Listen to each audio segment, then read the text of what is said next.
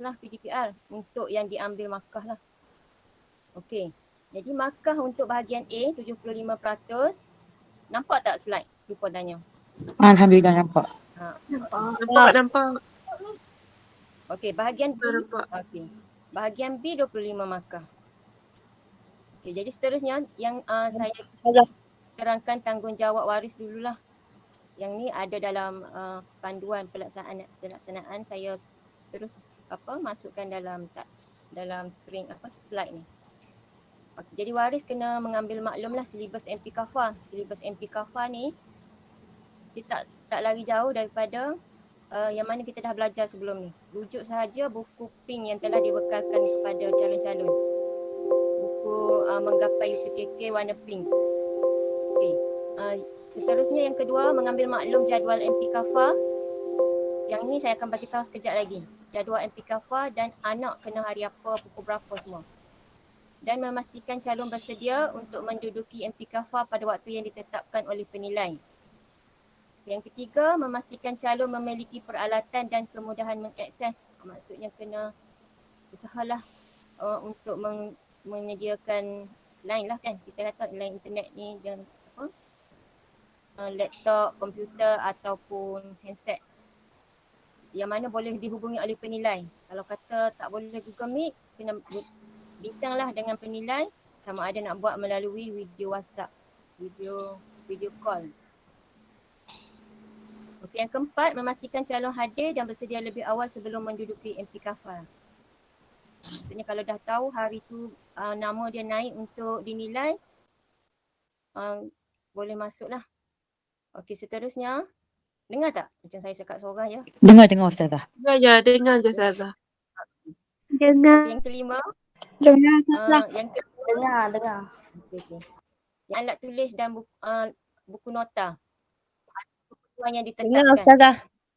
Jadi yang ni saya rasa semua buku nota ni kita tak perlu menyediakan alat tulis. Alat tulis ni khusus untuk jawi lah. Mungkin ada kena tulis. Jadi menyediakan alat tulis maksudnya bukan buku nota ni, buku tulis. Alat tulis tu alat untuk menulis.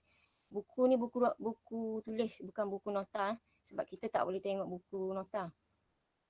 Okey, yang keenam, memastikan calon menjaga kesihatan diri untuk menduduki MP Kafar.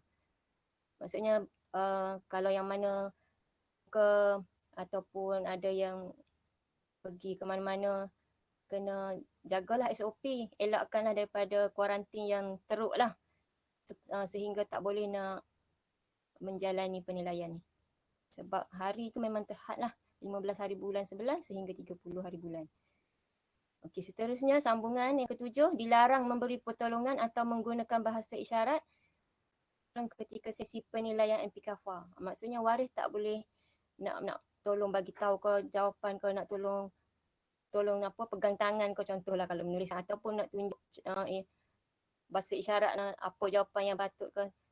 Bila dah buka, tinggalkan sahaja. Bila dah masuk dalam Google Meet tu, tinggalkan sahaja calon dengan guru penilai. Kalau bagi pertolongan tu mungkin akan tolaklah markah. Okey, yang ke-8, memastikan suasana yang selamat dan bersesuaian sepanjang sesi penilaian dijalankan. Akan daripada bunyi-bunyi yang sehingga mengganggu mendengar lah. Okey. Mendengar jawapan daripada calon. Okey, yang ke-9, dilarang membuat sebarang rakaman. Yang ni penting lah.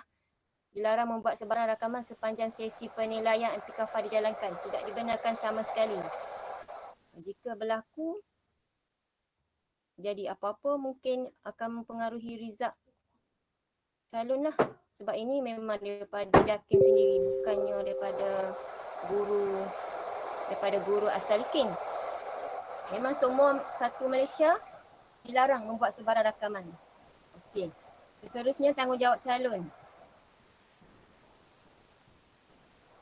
Ada bunyi bising kan? Ada buka ke?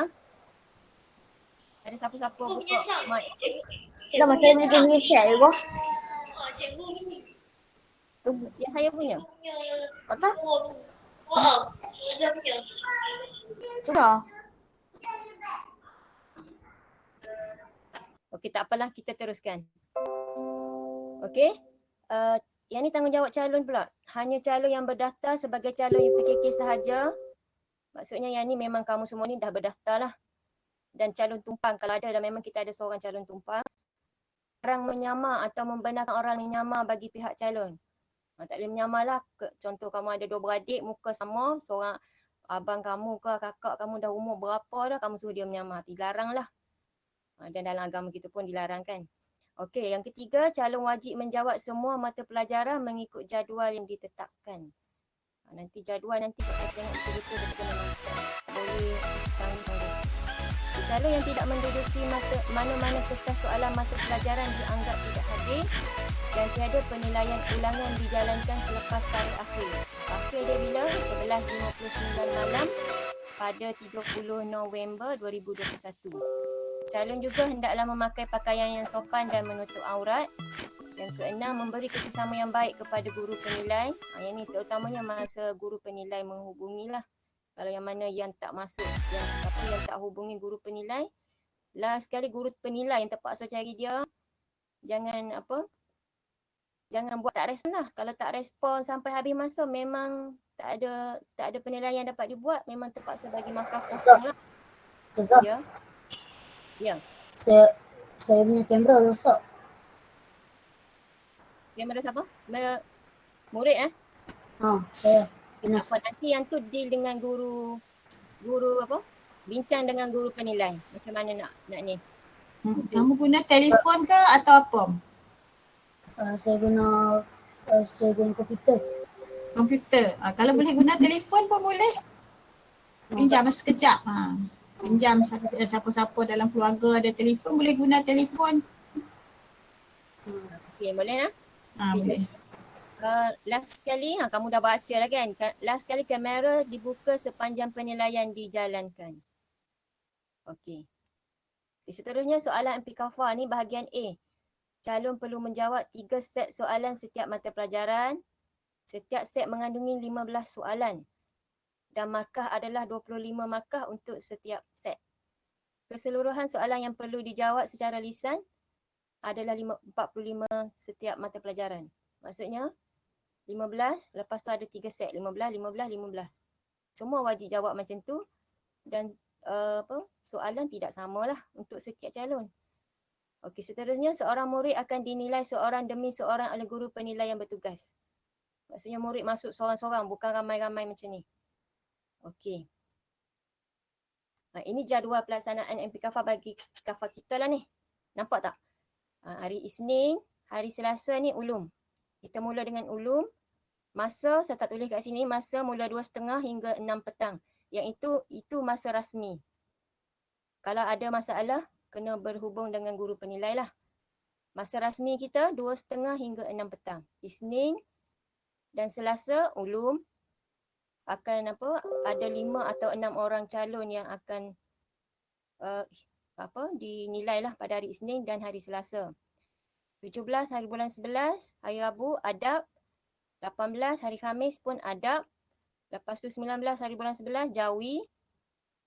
22 hari bulan 11 hari Isnin, minggu seterusnya jawi, sambungan ni. Maksudnya kalau orang yang dah kena pada hari pertama, hari kedua tu dia dah tak kena dah lah. Hari bulan 11 Selasa sirah. 24 hari bulan 11 Rabu sirah.